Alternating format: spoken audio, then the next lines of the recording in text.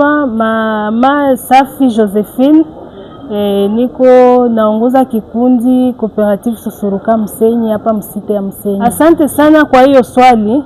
Hii formation ambayo Afrabu imeorganize kwa siku 2 tangu tariki 13 ya mwezi wa 4 na tariki 1 ya mwezi wa 5 ilitufunza mambo mengi sana kuhusu gisi gani kiongozi anapaswa kuwa kiongozi mzuri.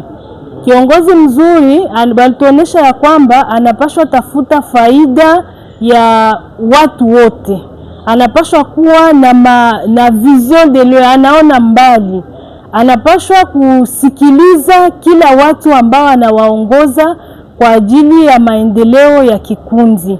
Hii formation ilitupatia mafundisho mazuri sana, na nawaza katikati yetu ni fundisho kubwa sana ambayo itaweza kubadilisha umoja na mwingine kadiri ya gisi alikuwa akitumika. Baada ya kutoka kwenye mafunzo haya ya Afrabu, nitaonana na wanamemba wote, tunaikala pamoja, tunazungumuza kwa pamoja, ni kuwaonesha mafundisho ambayo tulipata, na kama kuko kitu ambacho akikuendeka katikati yetu, ni lazima kupatia kila umoja na mwingine neno ili tuone gisi gani tunapaswa kuendeleza kikundi na kukuwa nasikiliza maonyo ya kila umoja na mwingine kwa maendeleo ya kikundi katika site hii ya Msenyi. Muhimu ya kuishi kwa pamoja, kwanza wametuomba katika makundi ambayo tunafanya katika site ya Msenyi, tunakupaswa kuwa tunachanganya Warundi na Wakongomani. Ile kwanza ni moja ambayo itatusaidia kuishi kwa amani na usalama na kwa kutumika kwa pamoja.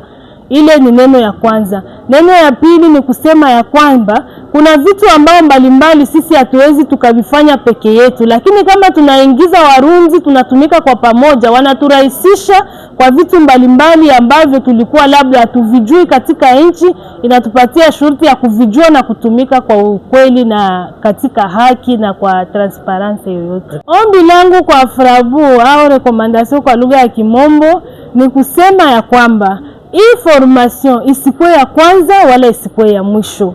Wakuje tena, kwa sababu kuna wale ambao hawakupata gisi ya kuingia katika formation hii, wapate hii mafundisho iwasaidie kuendeleza vikundi na kukua waongozi wema.